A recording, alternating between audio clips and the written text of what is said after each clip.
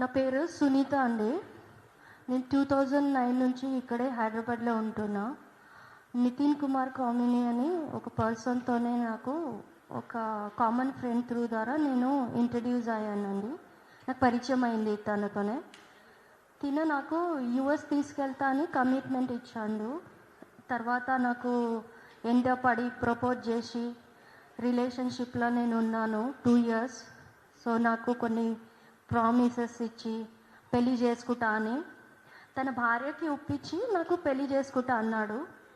So 6 months తర్వాత నేను అడిగేసరికి తను ప్రామిస్ నిలబడలేకపోయిండు. సో నాకు ఇలా ఫేక్ ప్రామిసెస్ చేసి నాకు ఇల్లు కొన్నానని దాదాపు చాలా ఫేక్ ప్రామిసెస్ చేసి తను నాకు మోసం చేసిండండి, చీట్ చేసిండు. తన నా దగ్గర 10 lakhs rupees తీసుకున్నాడు యుఎస్ తీసుకెళ్తాని. సో అది తను నాకు ఫైనాన్షియలీ ఇమోషనల్గా చీట్ చేసిందండి. ఇంకా రిలేషన్లో ఉన్నప్పుడు నేను 2 times ప్రెగ్నెంట్ కూడా అయ్యానండి. సో నాకు ఏమైనా అఫీషియల్ మ్యారేజ్ చేసుకో ఏమైనా చెయ్యి అనేసరికి గొడవలు స్టార్ట్ అయినాయండి మా మధ్యలో. So 3rd March FIR file అయింది గచ్చిబౌలిలో. సో పోలీసు వాళ్ళు అయితే ఏం యాక్షన్ తీసుకోవట్లేదండి. సో అందుకని నేను మీడియాకి రావాల్సి వచ్చింది. సో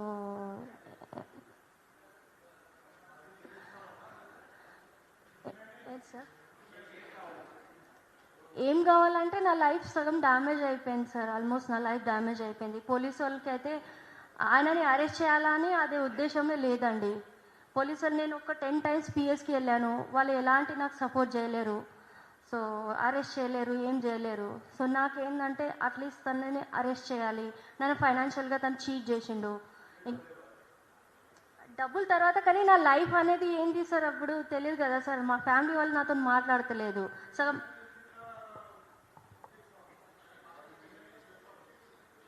అది తెలుసు, బట్ తను నాకు కన్విన్స్ చేస్తా అని చెప్పింది సార్. తర్వాత తెలిసింది నాకు నేను రిలేషన్లో ఉన్న అబ్బాయి.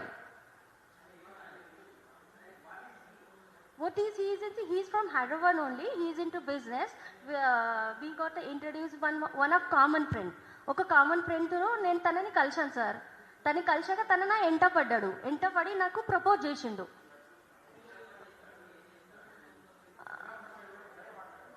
తను వచ్చేసి గాంధీనగర్ అండి, సికింద్రాబాద్. తను పనిచేసేది బిజినెస్ అంట. నాకు ఏ బిజినెస్ అనేది నాకు తెలియదు. నేను 2 years రిలేషన్షిప్లో ఉన్నాను కానీ ఏ బిజినెస్ అనేది తెలియదు సార్. ప్రజెంట్ అయితే నా దగ్గర కొన్ని హవాలా సంబంధించింది వీడియోస్, తను చేసే హవాలా బిజినెస్ సంబంధించిన వీడియోస్, కొన్ని మెసేజ్లెస్, ఇవన్నీ ఎవిడెన్స్ ఉన్నాయి సార్ నా దగ్గర. సో నేను తనకి అన్నాను నీ హవాలా బిజినెస్ ఎక్స్పోజ్ చేస్తా అనేసరికి నన్ను వచ్చి కొట్టడాడు, మ్యాన్ హ్యాండిలింగ్ చేయడాలు అయింది సార్. 3rd March తన జిమ్కి వచ్చి కొట్టిండు. నా ఫోను బ్రేక్ చేసిండు తన ఫోర్స్గా తీసుకొని. అవును సార్, అవన్నీ ఉన్నాయి నా దగ్గర. వీడియోస్ ఉన్నాయి, దానికి సంబంధించి ట్రాన్సాక్షన్స్ ఉన్నాయి, ఇవన్నీ ఉన్నాయి సార్. ప్రూఫ్ ఉంది సార్, ఎవిడెన్స్ ఉన్నాయి నా దగ్గర. ఉంది సార్ నా దగ్గర ఉన్నాయి. సో నేను బయట పెడతా అనేసరికి నా ఫోన్ కూడా వచ్చి తను పగులు కొట్టిండు. ఫోన్ కూడా iPhone 16 వచ్చి 3rd March నన్ను కొట్టి మ్యాన్ హ్యాండ్లింగ్ చేసి ఫోన్ కూడా పగులు కొట్టారు సార్ ఈ అబ్బాయి అనేది. పొలిటికల్ బ్యాక్గ్రౌండ్ ఉంది నాకు. రేవంత్ రెడ్డికి బాగా క్లోజ్ అని చెప్పారు. రేవంత్ రెడ్డి సార్ గారికి బాగా క్లోజ్ అని చెప్పాడు. ఇన్ఫాక్ట్ నాకు రిలేషన్షిప్లో ఉన్నాక నాకు పెద్ద పెద్ద కాంటాక్ట్స్ ఉన్నాయి. రేవంత్ రెడ్డి సార్ గారికి నేను బాగా క్లోజ్, కావాల్సిన మనిషి అని చెప్పారు సార్.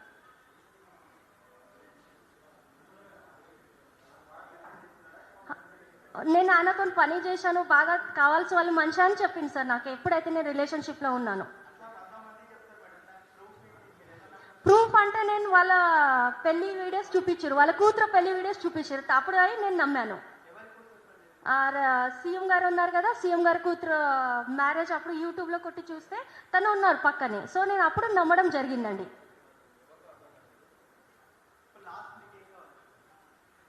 లాస్ట్ అంటే సార్ నేను పిఎస్కి వెళ్ళాను. పోలీసు వాళ్ళు అయితే ఏం న్యాయం చేస్తలేరు.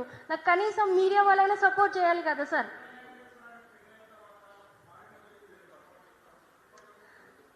చెప్పరు కాదు, అది కాదు సార్. కనీసం అరెస్ట్ చేయాలి కదా సార్. పబ్లిక్ వచ్చి నన్ను మ్యాన్ హ్యాండిలింగ్ చేయడం తప్పు కదా సార్. శిక్షించాలి కదా సార్. ఇప్పుడు నన్ను ఫైనాన్షియల్గా చీట్ చేసిండు, నేను అన్నీ వదిలేసి బయటికి వచ్చాను. బయటికి వచ్చాక నాకు డబ్బులు కూడా వద్దు అని నేను బయటికి వచ్చా, మ్యాన్ హ్యాండిలింగ్ చేసిండు తను అందరి ముంగట. జిమ్ అనేది ప్రైవేట్ ఏరియా సార్, తను అడగకుండా వచ్చిండు జిమ్కి.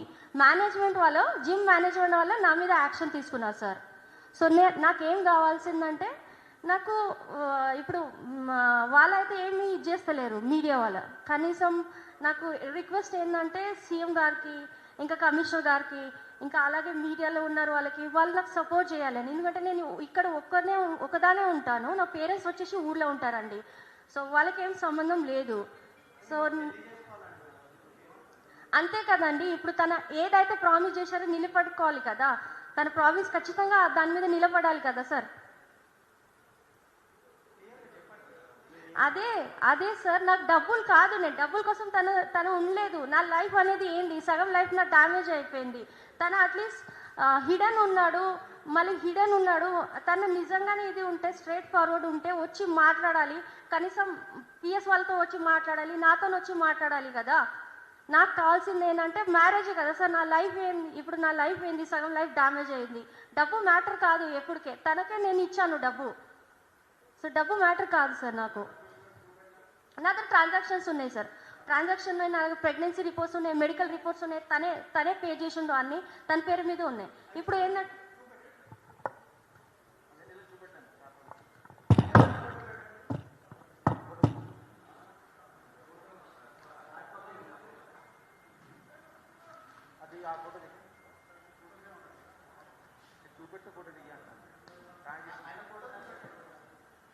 అతను ఫోటో ఉందా?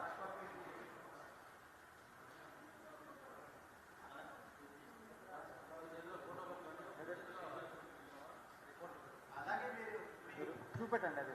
రైట్.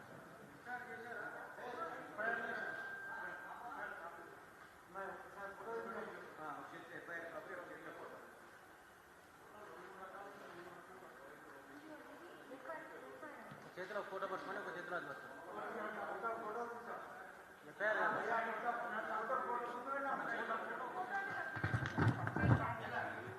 సరే అది చూపెట్టండి.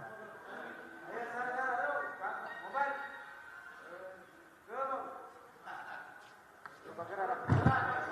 మీరే చూపెట్టు.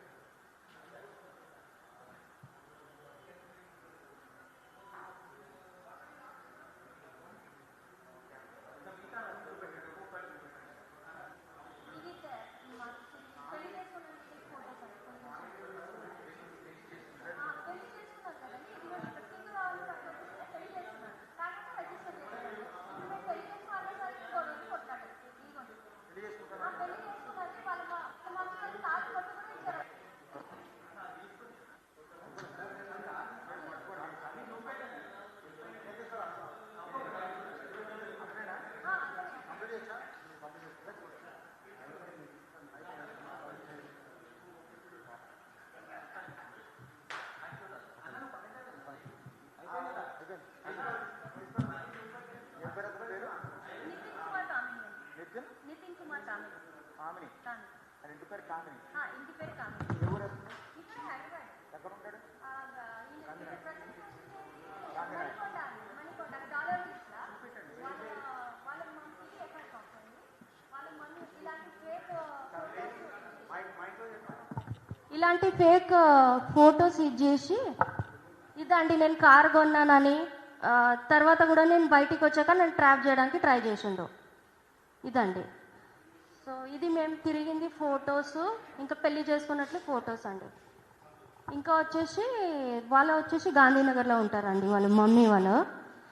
ఇంకా వాళ్ళ వైఫ్తో వచ్చేసి డాలర్ హిల్స్ మణికొండలా అండి ప్రజెంట్. నితిన్ కుమార్ కామిని.